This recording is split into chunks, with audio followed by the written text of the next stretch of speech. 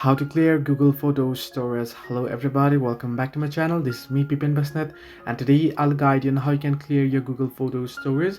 Now the process is quite simple and easy, so let me guide you through. First you want to open up your Google Photos, and then what you can do is you can tap on the profile icon at the top right corner of your screen, and then you want to turn on backup, and you want to turn on backup and enable backup and latent backup. Now you can see the account storage option there. If I tap on it, I'll be able to see my account storage here. Right now you want to simply tap on large photos and videos, and you want to go ahead and you can select them. Long tap on it and select them, or you can tap on select and you can go ahead and select them. And once you select all, if you want, you can select all from the top right corner, and once you select them, you can go ahead and tap on delete option at the top right corner of your screen, and you can delete it like this here.